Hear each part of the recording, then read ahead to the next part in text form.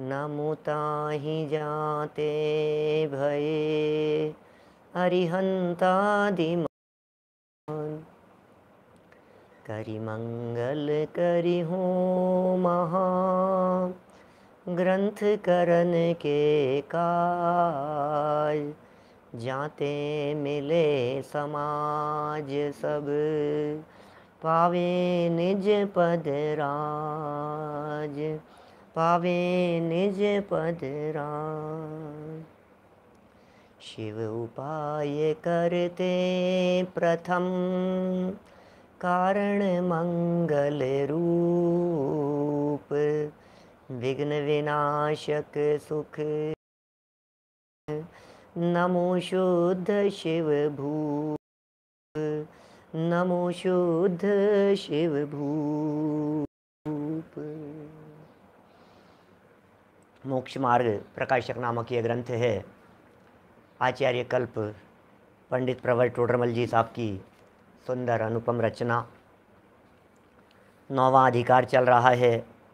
पुरुषार्थ से मोक्ष प्राप्ति वाला प्रकरण है। और पुरुषार्थ किसका नाम है? तो पंडित जी साहब ये कहते हैं कि तत्व निर्णय में अपना उपयोग लगावे, इसका नाम पुरुषार्थ है। दुनिया की उठापटक में पुरुषार्थ नहीं होता है। सारे दुनिया भर में भाग दौड़ का नाम पुरुषार्थ नहीं है। जिसे सारी दुनिया समझती है उसका नाम पुरुषार्थ नहीं है। यह कहता है कि साहब आप बात तो सही कह रहे हो, लेकिन मैं क्या करूं, कर्म का उदय है। तो बोले तुझे भ्रम हो गया है। तो बोले भ्रम का कारण भी कर्म का उदय है। तो टोडरमल जी ने कहा कि भैया भ्रम का कारण कर्म का उदय है, बात ठीक है, लेकिन तू यदि तत्व निर्णय में उपयोग लगाएगा तो तेरा भ्रम भी दूर होगा, कर्म के उपशमादिक भी होंगे। तो फिर ये कहता है कि उपयोग नहीं लगाता हूँ इसमें भी कर्म का उदय। बातें तो देखो आप मैंने ये तो पकड़ के बैठ गया बात को। बोले मैं तत्व निर्णय में उपयोग नहीं लगा रहा हूँ, इसमें भी तो कर्म का उदय है। बोले तू गलत बात कहता है। यदि तू एकेंद्रिय होता तो तेरी बात सच्ची थी, लेकिन तू सैनी पंचेंद्रिय है, इसलिए तेरी बात बराबर नहीं है। तत्व निर्णय नहीं करने में किसी कर्म का दोष तो है नहीं, तेरा ही दोष है, तेरा ही कसूर है। बहुत बातें हुई।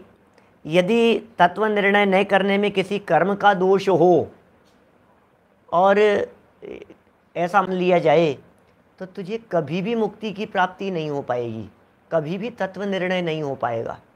इसलिए टोडरमल जी साहब ये कह रहे हैं कि भैया ये जो तत्व निर्णय है इसमें किसी कर्म का दोष नहीं है। और सुंदर वाक्य पढ़ा था, तू स्वयं तो मेहनत रहना चाहता है। क्या तू स्वयं तो मेहनत रहना चाहता है और अपना दोष कर्मादिक को लगाता है। सो जिन आज्ञा माने तो ऐसी अनीति संभव नहीं है। क्या जिन आज्ञा माने तो ऐसी नीति संभव नहीं है। अनीति है, अनीति है, अनीति है, ये संभव नहीं है। ये यदि जिन आज्ञा माने तो क्या जिन आज्ञा मानेगा तो अनीति है। ये बात बराबर नहीं है। तो सावधानी रखने के लिए यहाँ कही, भैया देखा देखी तू मोक्ष को उत्कृष्ट कहता है, पुरुषार्थ खो बैठा है, अपने स्वरूप को पहचानता नहीं है।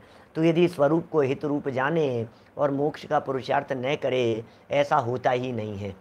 क्या जो स्वरूप को हित रूप जानते हैं उनके मोक्ष का पुरुषार्थ होता ही होता है। क्या देखिए फिर प्रश्न है, नया प्रश्न, पेज नंबर है 311 है। यहाँ चर्चा चल रही थी, 311 नंबर पेज को देखिए। बीच में प्रश्न लिखा हुआ है, बड़ी सुंदर चर्चा उठा रहे हैं।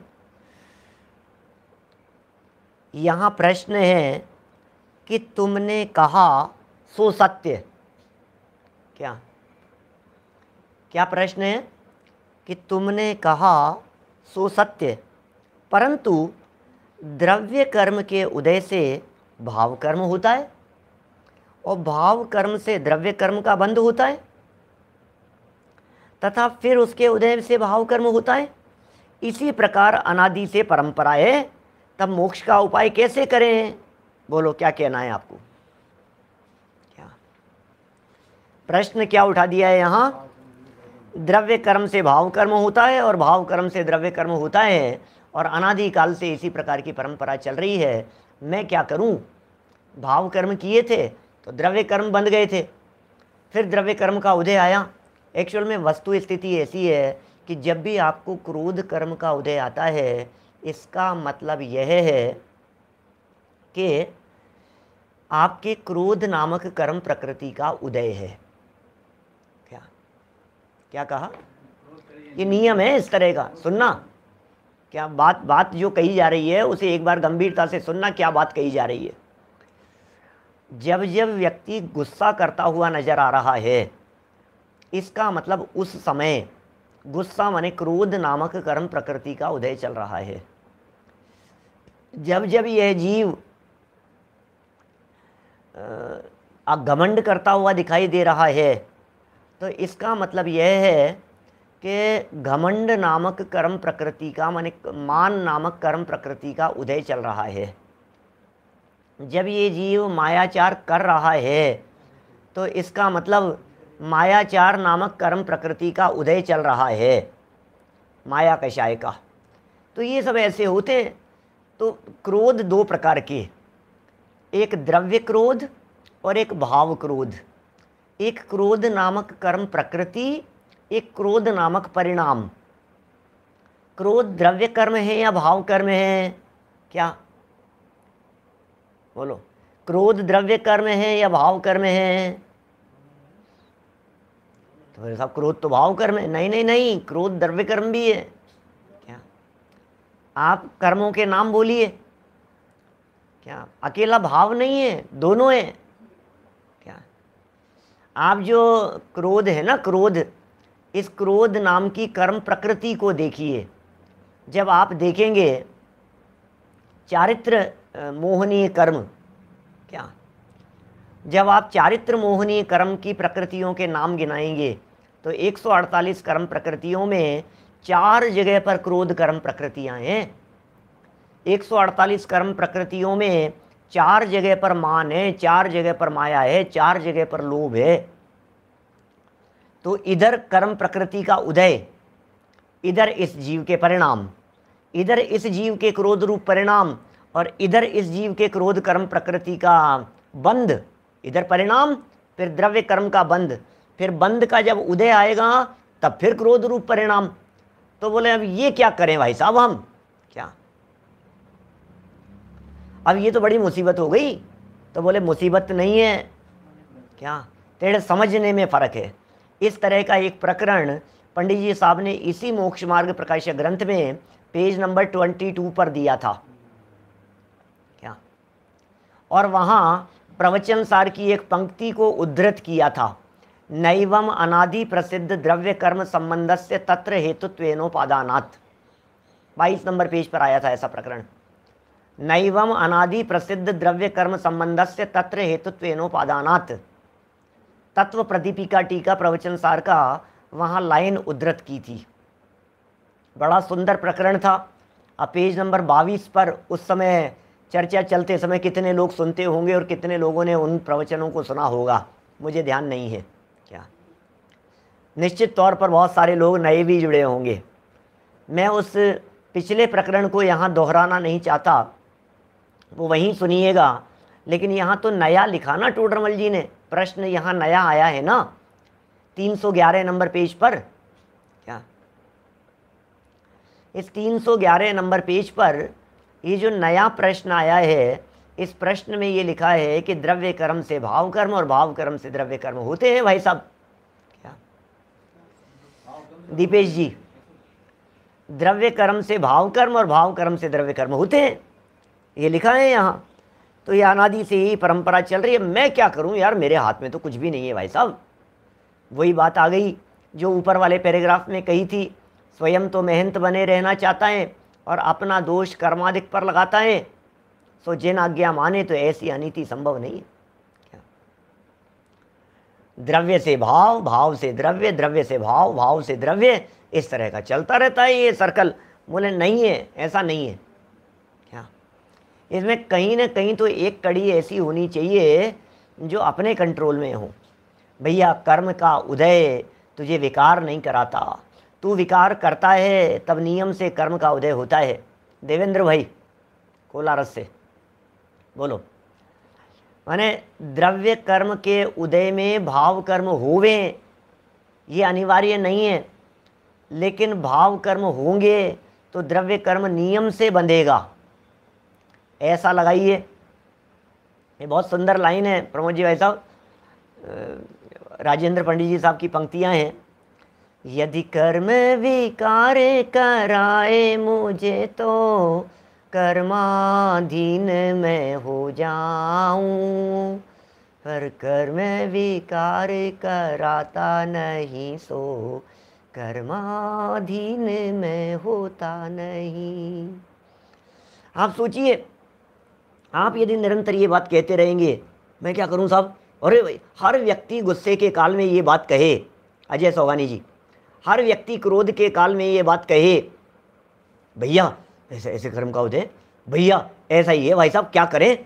सोचो आप, हर व्यक्ति ये कहे मैं, मेरी कोई गलती नहीं है, गुस्सा आ रहा था यार अंदर में, क्रोध कर्म का उदय आया, मैं क्या करता है इसके अंदर, गुस्सा करना ही पड़ा। अरे नहीं भाई, इसी में तो पुरुषार्थ चाहिए। क्या पुरुषार्थ कहाँ लगेगा। माने ये टोडरमल जी ने जवाब दिया है नीचे, देखो जरा नीचे समाधान में ही पढ़ता हूँ, देखना प्रकरण। क्रमबद्ध में ऐसा ही था, ऐसा कहना भी ठीक नहीं है। क्रोध करता हुआ व्यक्ति यदि ये बात कहे कि मेरी क्रमबद्ध में ऐसा ही है, ऐसा ही है, तो झूठ बोलता है। क्या तू पुरुषार्थ नहीं करता है। क्रोधादि मेरे कुछ नहीं, मैं एक ज्ञायक भाव हूं। ये विचार कर, समय सार की गाथा है। समय सार में कह रहे हैं, क्रोध करते हुए, क्रोध के काल में यदि ये जीव, क्रोध आने के काल में यदि ये जीव ऐसा विचार करे, क्रोधादि मेरे कुछ नहीं, मैं एक हूं उपयोगमय। क्या गाथाएं लिखी है कुंद कुंद स्वामी ने। क्या ऐसा नहीं कहा जा सकेगा, ऐसा नहीं कहा जा सकता है। एक व्यक्ति किसी व्यक्ति को पीट रहा है और सामने वाला व्यक्ति ये कह रहा है, भैया क्यों पीट रहे हो, तेरी तो किस्मत में ही पिटना है, यही क्रमबद्ध है। अरे वाह, कैसी बात कर रहे हो आप। क्या मैं किसी व्यक्ति को खींच के चांटा मारूं और सामने वाला कहे मुझे क्यों पिटाई कर रहे हो आप, और मैं ये कहूँ क्रमबद्ध में ऐसा ही है, ये थोड़ी ना चलेगा। इसमें थोड़ी ना क्रमबद्ध चलता है भैया, ऐसा नहीं चलता है। आपने दोष किया है, आपको उसकी सजा मिलेगी। ये वही बात आ गई, स्वयं तो मेहनत बने रहना चाहता है और अपना दोष क्रमबद्ध आदि पर लगाता है, कर्मादिक पर नहीं, क्रमबद्ध आदि पर लगाता है। कर्म पर लगाने वाला एक प्रकार का मूर्ख और क्रमबद्ध पर लगाने वाला दूसरे प्रकार का मूर्ख चल ग्रहण करता है भैया। वो एक बहुत पहले बचपन में ऐसा चला करता था, ऐसी बात आती थी, क्या कक्षा में निबंध लिखवाया गाय पर।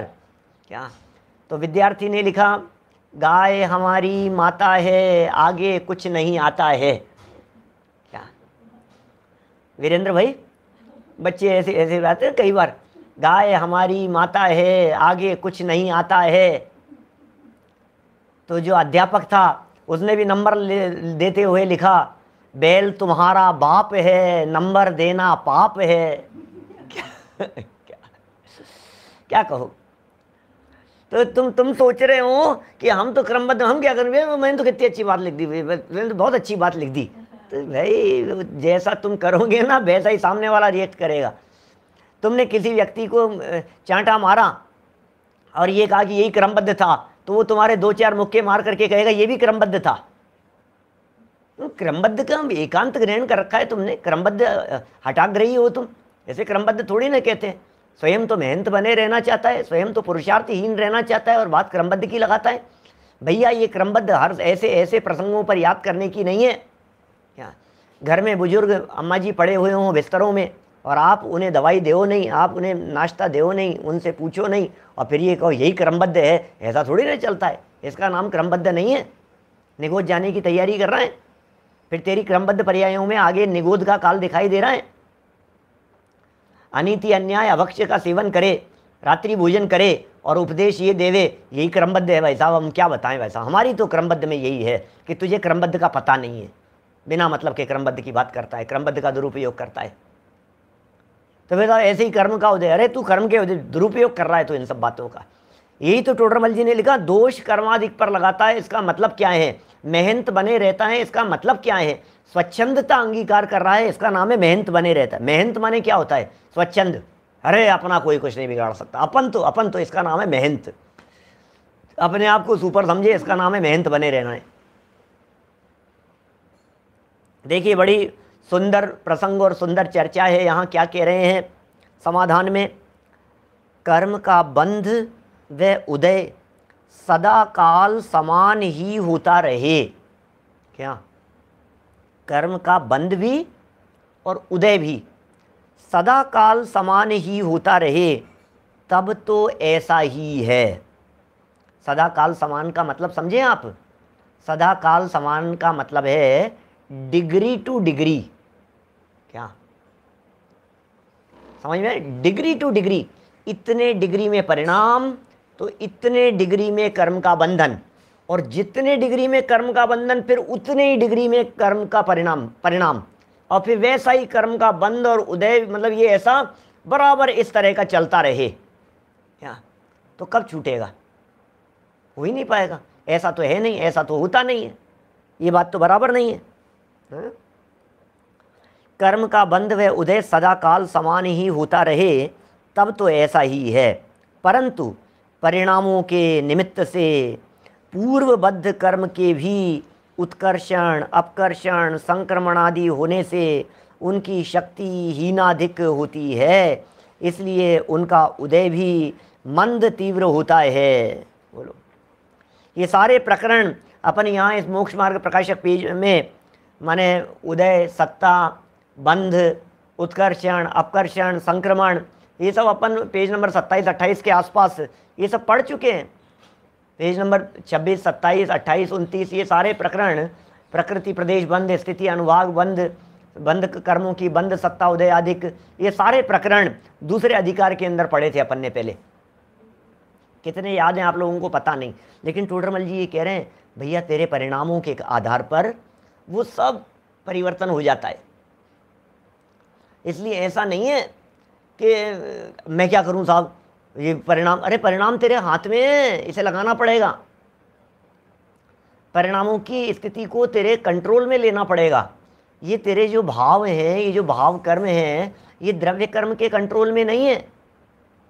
हाँ, जब भाव हो चुके तो कहेंगे ऐसा उदय था, लेकिन उदय था इसलिए भाव हुए, एम न थी।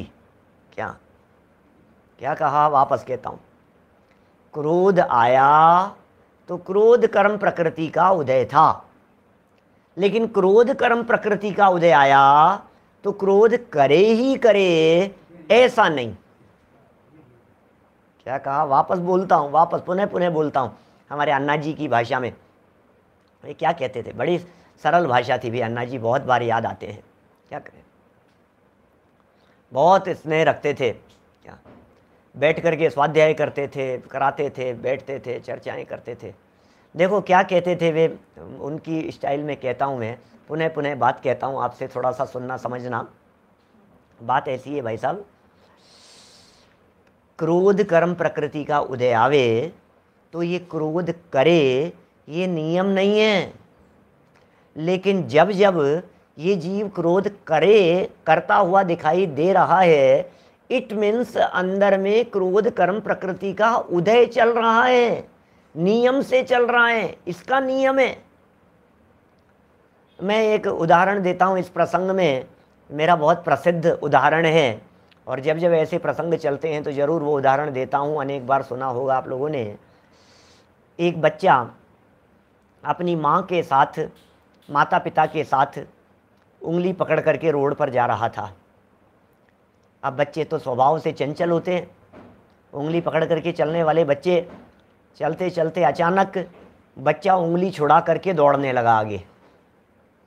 भारत की सड़कों की बात कर रहा हूँ, आपके अमेरिका के सड़कों की बात नहीं है भाई साहब। तो दौड़ने लगा वो। अब दौड़ते थोड़ा सा आगे 10-20-25 कदम आगे दौड़ा होगा, और दौड़ते दौड़ते ही अचानक उसका पैर केले के छिलके पर पड़ गया। केले के छिलके पर पाँव पड़ा, वो फिसल गया तो चोट लग गई, रोने लगा। क्या? अब उसके चोट लग गई, उसके रोने का परिणाम घटना एक है, देखना, मम्मी घबरा गई एकदम। क्या? शोक का परिणाम है।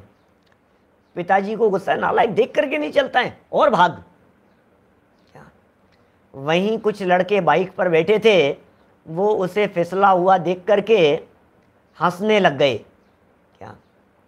कोई महिला उधर से जा रही थी, उसको डर लग गया, एकदम घबरा गई, और क्या हुआ? अचानक किसी को शोक का परिणाम होता है, किसी को भय का परिणाम होता है, किसी को क्रोध का परिणाम होता है, किसी को हास्य का परिणाम हो रहा है। ये क्या हुआ? घटना एक, सबके परिणाम अलग अलग कैसे दिखाई दे रहे हैं। जो व्यक्ति डर गया एकदम, कोई बहुत ज़्यादा तो डरता नहीं है, लेकिन क्षणिक जो डर का, ये जो परिणाम आया, और दौड़ करके आ गया एकदम घबराहट से उसको उठाने के लिए, बच्चे को उठाने के लिए, ये जो डर का परिणाम है, इसका मतलब ये अंदर में उसके भय नामक कर्म प्रकृति का उदय है। जो हंसते हुए दिखाई दे रहे हैं, इसका मतलब उसके अंदर में नियम से हास्य नामक कर्म प्रकृति, जो कि चारित्र मोहिनी कर्म की प्रकृति है, उसका उदय है। नियम है, बिल्कुल नियम से है। पिताजी को गुस्सा आया है तो इसका मतलब उनके नियम से क्रोध नामक कर्म प्रकृति का उदय है। ये कब कहा गया? जब क्रोध करते हुए देखा। ये कब कहा गया? जब हंसते हुए देखा, तो कहा गया कि उदय था। लेकिन उदय आया था और इसने पुरुषार्थ पूर्वक क्रोध नहीं किया, तो कब क्रोध आया और आकर के चला गया पता भी नहीं चलेगा। इसका नाम है पुरुषार्थ। समझ में आ रही है बात? देखिए, ये टोडरमल जी साहब ये कह रहे हैं यहाँ, परंतु, सेकंड लाइन देखना समाधान की, सुंदर प्रकरण है। क्या कह रहे हैं पंडित जी? परंतु परिणामों के निमित्त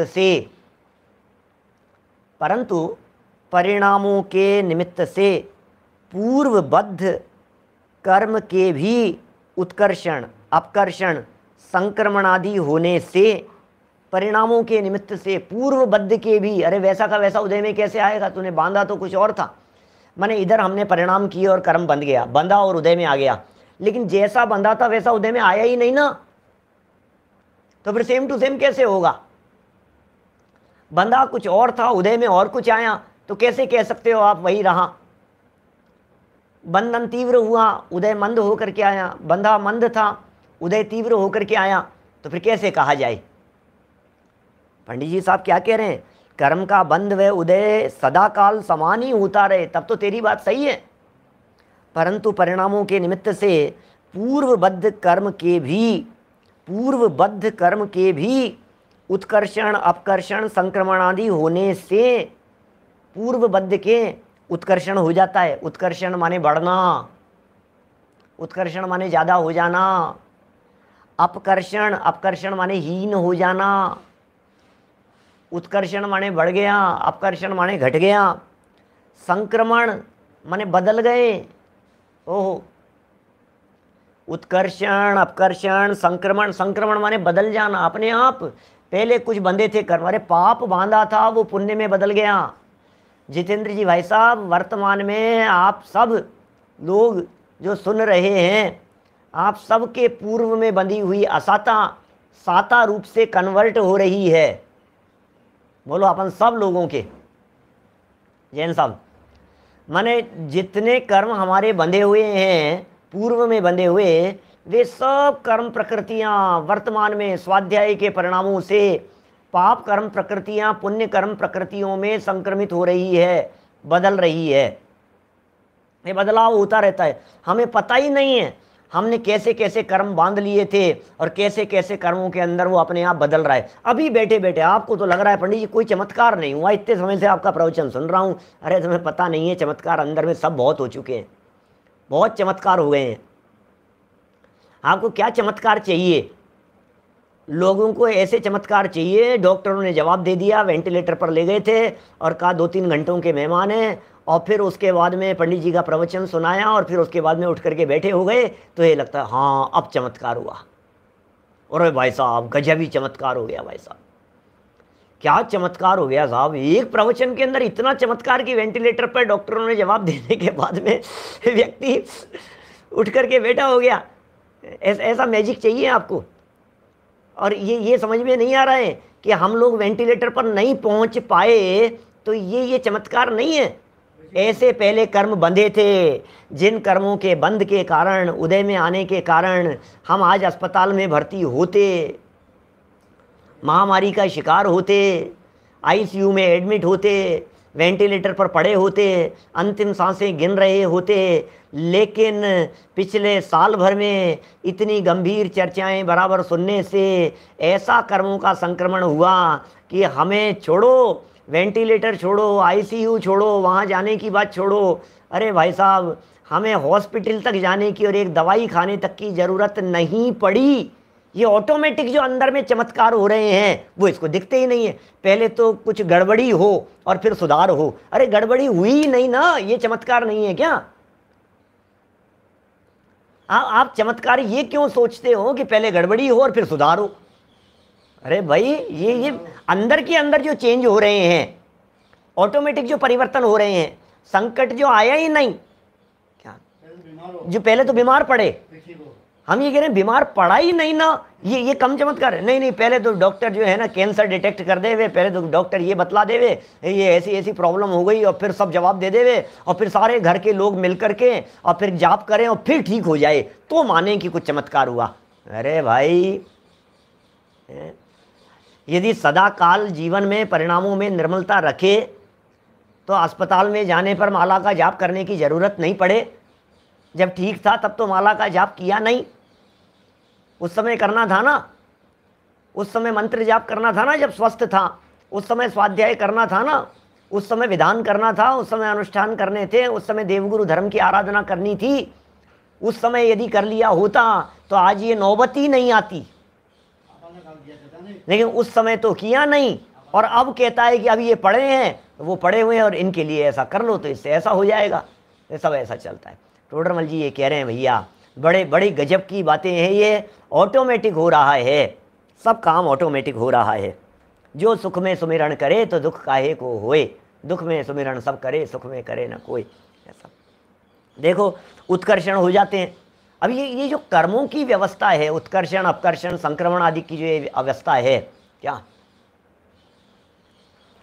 माने उत्कर्षण की व्यवस्था, इसको पता ही नहीं है वो क्या रहा है। ये तो वर्तमान के मजे देख रहा है, वर्तमान में मजे करता हुआ दिखाई दे रहा है, और मजे आ रहे हैं, मजे आ रहे हैं, मजे आ रहे हैं। तो ये पता नहीं है ये जो मजे आ रहे हैं ये क्या होगा। क्या अपकर्षण, परिणामों से अपकर्षण हो रहा है, पूर्व के बंधे हुए पाप कर्म घट रहे हैं, पुण्य कर्म में वृद्धि हो रही है। अच्छा उल्टा लगाइए, इसको उल्टा लगाइए।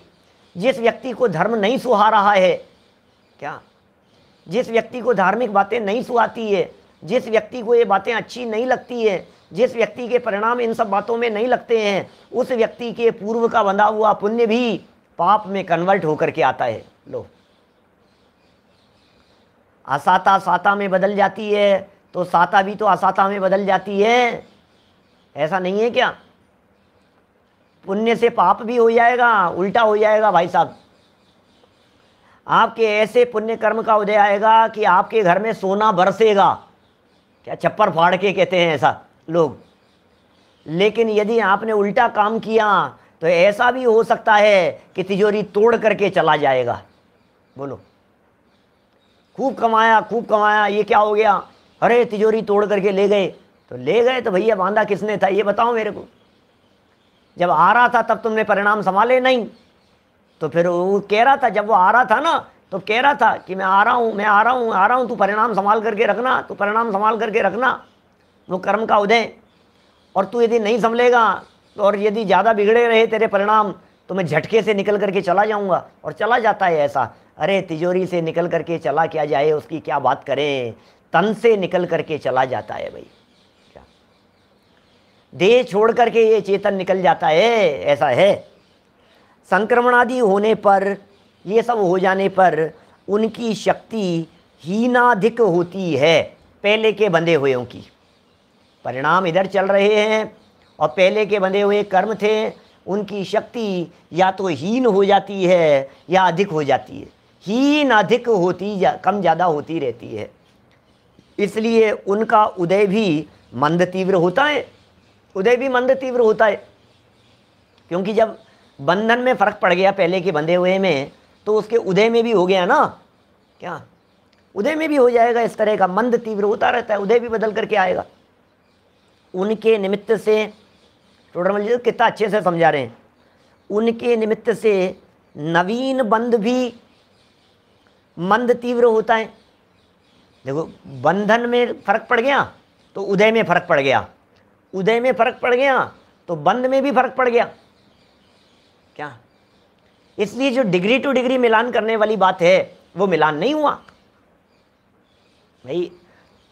इधर भाव बदले तो कर्म जो बंधा हुआ था पहले का उसमें चेंज हो गया, अब उसमें ही चेंज हो गया तो फिर वो जिस तरह का उदय में आने वाला था वैसा उदय में नहीं आकर के दूसरे प्रकार से उदय में आया। तो जब दूसरे प्रकार से उदय में आया तो परिणाम अलग प्रकार के हो गए, तो अलग प्रकार के परिणाम हो गए तो अलग प्रकार का बंधन हो गया। तो सब में ही सब परिवर्तन हो जाएगा। जितना आबादा काल रहता है उस काल में सब परिवर्तन होते रहते हैं। क्या चंदन सेठ का उदाहरण देता हूँ मैं, प्रसिद्ध उदाहरण है, पिछले 25-30 साल से उदाहरण दे रहा हूँ, 27 साल से 28 साल से। देखो आप क्या कह रहे हैं, इसलिए संसारी जीवों को कर्मोदय के निमित्त से कभी ज्ञानादिक बहुत प्रकट होते हैं। कर्म के उदय के निमित्त से ज्ञानादिक बहुत प्रकट होते हैं, कभी थोड़े प्रकट होते हैं।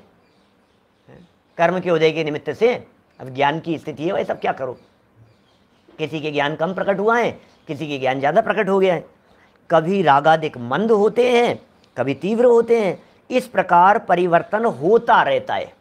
क्या ये परिवर्तन होता रहता है। अब अपने पास में कहाँ चांस है, हमारे पास में चांस कौन सी जगह पर है, हम जो काम कर रहे हैं इसमें कौन सी जगह पर बदलाव हो सकता है या कहाँ हमारे पास में ऑप्शन है। मंद और तीव्र होता रहता है, ये तो बात समझ में आ गई कि साहब आपको इतना तेज गुस्सा कर रहे हो, आप इतना ही तीव्र क्रोध कर्म का उदय तक, कभी कभी मोहनी कर्म इतना ज़्यादा हावी होता है कि ये जीव कुछ संभल नहीं पाता है। कभी ज्ञानावरणी कर्म इतना ज़्यादा हावी होता है इस जीव के ऊपर, यद्यपि योग्यता जीव की है लेकिन उसके बावजूद भी ज्ञानावरणी कर्म इतना तीव्र होता है कि इसके सम्यक दर्शन प्राप्त करने के योग्य परिणाम नहीं हो पाते हैं। जीव तो जीव है ना, आप यदि कर्म के उदय की निमित्तता को भी स्वीकार नहीं करें, यदि आप कर्म के उदय की बलवत्ता को स्वीकार नहीं करें यथा योग्य रीति से, तो कितने बड़े अनर्थ हो जाएंगे। फिर तो एक इंद्रिय जीव के भी भेद विज्ञान और सम्यक दर्शन कर लेने का प्रसंग आएगा। ज्ञान तो है, आत्मा तो है, श्रद्धा नाम का गुण भी है। दो इंद्रिय जीव की क्या प्रॉब्लम है, चार इंद्रिय जीव में क्या दिक्कत है। अब आप कहोगे साहब सुन नहीं सकते हैं एक इंद्रिय से चार इंद्रिय तक के जीव, चलो कोई बात नहीं, असैनी पंचेंद्रिय जीवों को सुनाओ। असैनी पंचेंद्रिय जीव, कर्ण तो है ना असैनी पंचेंद्रिय जीवों के पास में, यहाँ साहब कर्ण है, असैनी पंचेंद्रिय जीवों के पास में कर्ण है, बराबर कर्ण है, कर्णेंद्रिय है उनके पास में, लेकिन मन नहीं है। तो सुन तो सकते हैं कि हाँ सुन सकते हैं।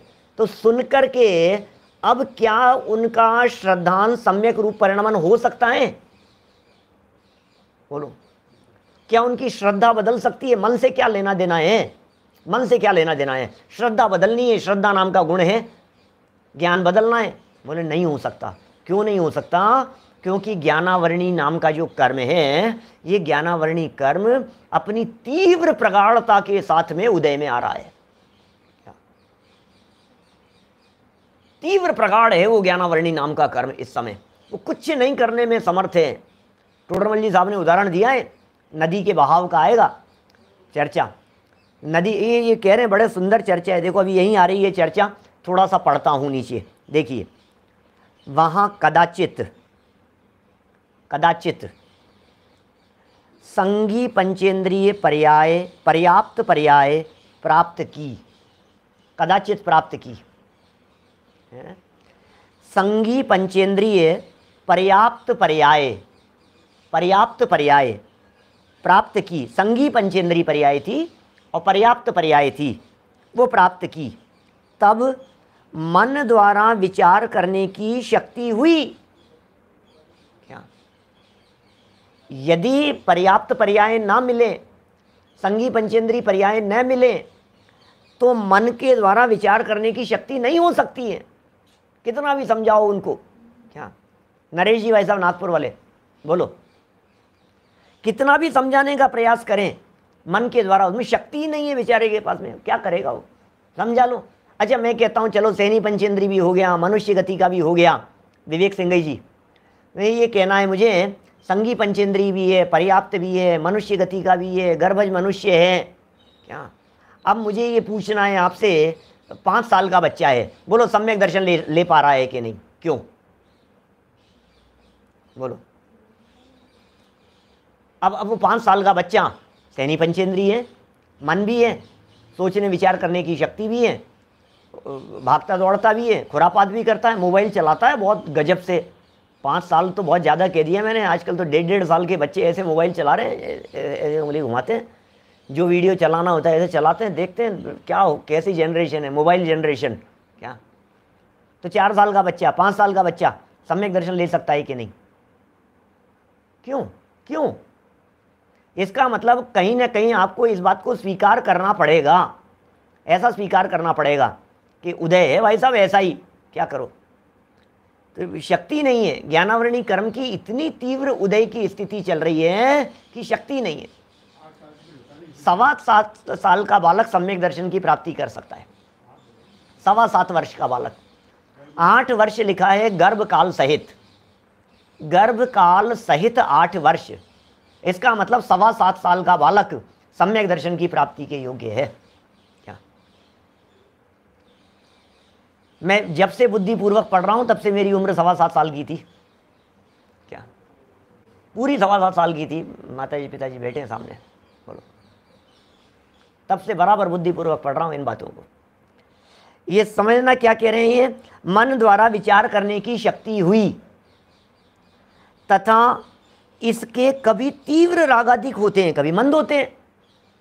क्या कभी तीव्र रागाधिक हुए, कभी मंद रागाधिक हुए हैं। अभी अपने आप ऑटोमेटिक चल रहे हैं ये बहाव की तरह, कभी तीव्रता में चलता है, कभी मंदता में चलता है, ऐसे ऐसे उदय उदय आता रहता है, बदलती रहती है इस प्रकार की स्थिति। वहां रागाधिक का तीव्र उदय होने से, क्या रागाधिक का तीव्र उदय होने से विषय कषायादिक के कार्यों में ही प्रवृत्ति होती है। तीव्र उदय था रागाधिक का, तीव्र रागाधिक का उदय था, बहुत तीव्र। अब जब तीव्र रागाधिक का उदय आता है तो विषय कषाय के अंदर ही प्रवृत्ति होती, विषय कषायों के अंदर प्रवृत्त होता रहता है, उलझा रहता है उसी के अंदर। उसी तरह का कषाय का उदय आता है, उसी तरह के परिणाम होते हैं, उसी तरह की प्रवृत्ति इसकी देखी जाती है। तथा रागाधिक का मंद उदय होने से, क्या रागाधिक का मंद उदय होने से बाह्य उपदेश आदिक का निमित्त बने, रागाधिक का मंद उदय होने से बाह्य उपदेश आदिक का निमित्त बने और स्वयं पुरुषार्थ करके उन उपदेश आदिक में उपयोग को लगाएं तो धर्म कार्यों में प्रवृत्ति हो। अब ये बड़ा गजब का बात कह रहे हैं कि अपना जो काम है यहाँ पर, अपने को कौन से अवसर में काम हो सकता है, अपने को कौन से अवसर जो है ना, ये बहुत महत्वपूर्ण चीज़ है। सही अवसर आ गया है, देखो सही समय पर चोट पड़े तो काम होता है, गलत अवसर पर गलत प्रसंग पर काम नहीं होगा। हमारे यहाँ जिनागम में एक कालाचार नाम का प्रकरण आया है, मैं इस तरह की बातें कहते हैं, उसमें योग्य समय पर कार्य होता है, अयोग्य समय पर कार्य नहीं होता है। क्या योग्यता देखी जाती है, योग्य समय देखा जाता है।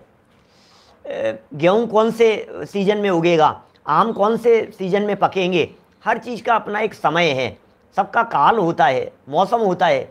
योग्य काल के अंदर यदि बीज बोया जाए तो वो विशेष प्रकार का फल देता है। योग्य काल में यदि कार्य किया जाए, योग्य अवसर पर यदि किया जाए, शादी विवाह का प्रसंग चल रहा हो, बारात दरवाजे पर खड़ी हुई हो, दूल्हा घोड़ी पर सवार हो और बारात का स्वागत करने के लिए सब लोग खड़े हुए हों और एक व्यक्ति ज़ोर ज़ोर से फूट फूट करके रोने लग जाए कि क्या हुआ, क्यों रो रहे हो, क्या अरे भाई शादी तो हो रही है इसकी, लेकिन इन दोनों में से एक न एक को तो पहले जाना ही है। हैं, क्या कह रहा है? अरे भाई एक न एक दिन या तो पति पहले मरेगा या पत्नी पहले मरेगी, दोनों में से एक न एक तो आगे पीछे मरेंगे ही, ये तो मुझे दिख रहा है एक न एक दिन। तो क्या करें, आज इसकी शादी हो रही है, ऐसे ही जिस तरह से ये हो रहा है ऐसे ही। अरे तो तू ये समय कहने का नहीं है, ये समय इस प्रसंग का नहीं है। यद्यपि परम सत्य है, यद्यपि बात 100% सत्य है, सोने आने सच्ची है बात, लेकिन प्रसंग नहीं है, अवसर नहीं है। कौन से अवसर पर कौन सी बात कही जाए, हम लोग नहीं विचार करते हैं इस तरह का। कौन से अवसर पर, बोलो वीरेंद्र जी, अपन विचार नहीं करते हैं इस तरह का। आलोक जी भाई साहब, कितने प्रसंगों पर विचार करते हैं, कौन से प्रसंगों पर क्या विषय लेना है। बोलो, अभी देवलाली शिविर था, प्रसंग चारों तरफ वैराग्य का चल रहा है, तो हमने सहजता वाले प्रकरण को चुना। कौन से प्रसंग पर कौन सा विषय चलाना, तो ये नहीं सोचते हैं, नहीं विचार करते हैं, तो अवसर देख करके बात करते हैं ना। किया भी जाना चाहिए, जहाँ वैराग्य का प्रसंग हो वहाँ वैराग्य की चर्चा होनी चाहिए, जहाँ कुछ और प्रसंग हो वहाँ उस तरह की चर्चा होनी चाहिए, विधान के प्रसंग में विधान से रिलेटेड बात होनी चाहिए। अब सिद्ध चक्र विधान का प्रसंग चल रहा है और इंद्रध्वज विधान के प्रकरणों को समझाने के लिए प्रवचन कर रहे हो, तो भैया ये तो बराबर नहीं है बात। सिद्ध चक्र विधान का प्रसंग चल रहा है तो सिद्ध चक्र विधान संबंधी बात होनी चाहिए। तो ये होता है ना इस तरह का, यही बात टोडरमल जी साहब यहाँ समझा रहे हैं। अवसर कौन सा है ये बतलाओ, अवसर तलाशना, मतलब कब कौन से अवसर में पुरुषार्थ करे तो काम होगा। जब तीव्र कषाय का उदय चल रहा है, ऐसे अवसर में यदि तुम प्रयत्न करोगे तो काम नहीं होगा, ऐसे अवसर में काम नहीं होगा। कौन से अवसर में काम होगा, कोई व्यक्ति बहुत तीव्र गुस्से में दिखाई दे रहा है और आप उसे जिनवाणी की बात याद दिलाओगे तो वो जिनवाणी की विराधना कर देगा। आप उसे देव गुरु धर्म की बात कहेंगे तो वो देव गुरु धर्म की विराधना कर देगा। ये अवसर सही नहीं है। इनके परिणामों में थोड़ी कषायों की मंदता आने दीजिए। जब परिणाम थोड़े से मंद हो, जब कषाएं थोड़ी सी मंद हो, तो थोड़ा सा प्यार से उनको समझा देना तो बात समझ में आएगी। ये टोडरमल जी इस अवसर की बात कह रहे हैं, आप अवसर की प्रतीक्षा कीजिए। अरे आप ये अवसर की बातें मैं आपको समझा रहा हूँ, ये अवसर की बातें तो आप बचपन से जानते हैं। जब आप अपने मम्मी पापा से कुछ काम कराने की सोचते थे, जब कोई खिलौना कोई गेम के बारे में विचार करते थे, तब भी आप ये सोचते थे पापा से कब कहा जाए, मम्मी से कब कहा जाए। अभी मम्मी का मूड अच्छा नहीं है, अभी कहूँगा तो तुरंत मना कर देंगी। अरे बच्चे समझते हैं, मूड देख करके बात करते हैं घरों में छोटे छोटे से बच्चे। तो फिर यहाँ आप क्यों ना समझ हो जाते हैं, अवसर देख करके। टोडरमल जी कहते हैं अवसर देख करके काम होना चाहिए। और यहाँ कहना चाह रहे हैं भैया अवसर आ गया है, गजब का प्रकरण आने वाला है सामने, मेरे सामने दिखाई दे रहे हैं ऐसे शब्द। टोडरमल जी के आंख बंद करता हूँ तो मोतियों जैसे चमकते हुए टोडरमल जी के शब्द मुझे दिखाई देते हैं। अरे सर्वनिमित्त आए मिले हैं भाई, क्या बात कर रहा है। ये अवसर आ गया है, चोट मारने का अवसर आ गया है मिथ्यात्व के ऊपर। ये प्रसंग आ गया है, दृढ़ता से चोट मार दे इस मिथ्यात्व के ऊपर, टुकड़े टुकड़े कर दे इस मिथ्यात्व के, 3 टुकड़े कर दे। क्या कह रहे हैं भरत भाई, देखना नीचे की पंक्तियां, 311 नंबर पेज, बड़ी गजब की पंक्तियां हैं। क्या कह रहे हैं, रागादिक का मंद उदय होने से, पॉइंट नंबर 1, रागादिक का मंद उदय, पहला पॉइंट, इसमें अपना कुछ नहीं है, एक मंद उदय। और बाह्य उपदेश आदि का निमित्त बने, इसमें भी हमारा कुछ नहीं है। तीव्र साता का उदय हो तो उपदेश आदि का निमित्त बनता है। पहला क्या कहा था, रागादिक का मंद उदय, ये चारित्र मोहनी के मंद उदय की बात है। चारित्र मोहनी, दर्शन मोहनी कर्म, उनका थोड़ा सा उदय मंद होकर के आया।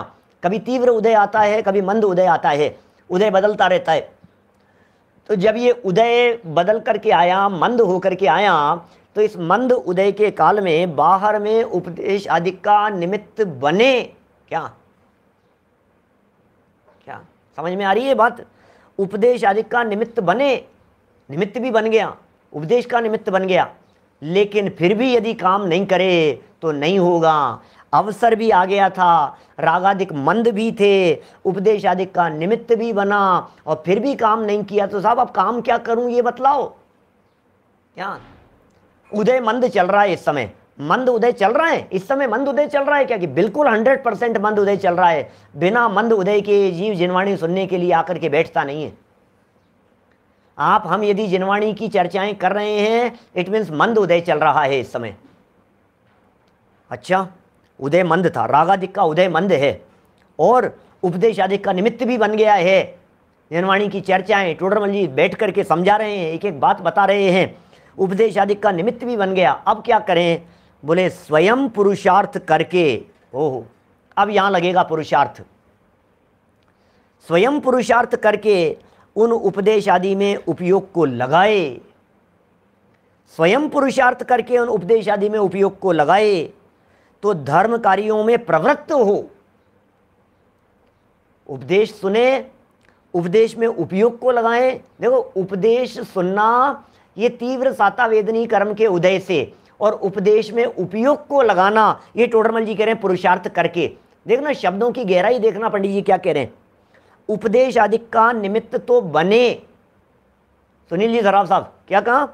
उपदेश आदि का निमित्त बने, उपदेश आदि का निमित्त बने, ये ऑटोमेटिक प्रक्रिया है। निमित्त बने, इसमें बनाया नहीं, इसमें हमारा कुछ नहीं था, इसमें हमारी कुछ नहीं चल रही थी, ये निमित्त बना। अब स्वयं पुरुषार्थ करके क्या करे?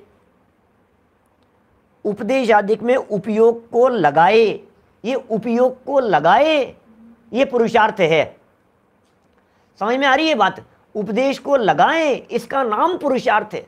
उपदेश सुना, ये पूर्व कर्म का उदय है, और उपदेश में उपयोग को लगाए तो धर्म कार्यों में प्रवृत्ति हो। बोलो कितना गजब की शब्दावली का प्रयोग किया है पंडित जी साहब ने। और निमित्त न बने तो, निमित्त न बने, वह स्वयं पुरुषार्थ न करे। रागादिक का मंद उदय भी था, उपदेशादिक का निमित्त बन गया, और निमित्त कदाचित न बना और स्वयं पुरुषार्थ न करे तो अन्य कार्यों में ही प्रवर्ते। ओहो, परंतु रागादिक सहित प्रवर्त, परंतु मंद रागादि सहित प्रवर्ते, ऐसे अवसर में उपदेश कार्यकारी है। उपदेश कौन से अवसर में कार्यकारी है भाई साहब? कौन से अवसर में उपदेश कार्यकारी होगा? बताओ तो सही, कौन से अवसर में, कौन से प्रसंग में उपदेश दिया जाना चाहिए ये उपदेश कार्यकारी हो जाए? अवसर देख करके। ये कह रहे मंद रागादि सहित प्रवर्ते, अन्य कार्यों के अंदर प्रवर्त रहा है, पुरुषार्थ नहीं कर रहा है, उपदेश आदि का निमित्त बन गया है, कदाचित निमित्त नहीं बना, पुरुषार्थ भी नहीं किया, लेकिन मंद रागादि सहित प्रवर्तन कर रहा है। अब मंद सहित प्रवर्तन कर रहा है तो ऐसे अवसर में उपदेश कार्यकारी है, ऐसे अवसर में उपदेश कार्यकारी है। अगले पेज पर टोडरमल जी इसी प्रकरण के बारे में आगे जब बात करेंगे तो नदी के बहाव का उदाहरण देकर के बात करेंगे। 313 नंबर पेज पर। भाई बहाव मंद है, भाई पुरुषार्थ कर ले, भाई अभी अवसर चूकने योग्य नहीं है, ये तो काम कर लेने योग्य अवसर है, ये महाभाग्य से अवसर आ गया है, ये प्रसंग आ गया है, अब तो लगा पुरुषार्थ, क्या मौका है, अब चूक जाएगा तो फिर नहीं है, अंतिम दाव है, अंतिम दाव, मत चूको चौहान। क्या दौलत राम जी कहते हैं, दाव मत चूको यहे। क्या पंक्तियां हैं? दौलत राम जी की छेड़ाला की पंक्तियां हैं, दाव मत चूको यहे, जब लो न रोग जरा गहे तब लो झटित निज हित करो। क्या पुरुषार्थ प्रेरक पंक्तियां कहते हैं। जब तक रोग नहीं आ जाए, जब तक कोरोना नहीं आ जाए, जब तक बुढ़ापा नहीं आ जाए, ये राग आग दहे सदा ताते समामृत से ही, चिर भजे विषय कषाय अब तो त्याग निज पद वही। कहाँ रच्यो पर पद में न तेरो पद यहे क्यों दुख सहे, अब दौल हो सुखी स्वपद रची, दाव मत चूको यहे। अब दौल हो सुखी स्वपद रची, दाव मत चूको यहे। स्वपद को रच करके अपने स्वरूप को जानने के लिए दौलत राम जी कहते हैं, अब चूकना मत, चूक मत जाना भैया, चूक मत जाना।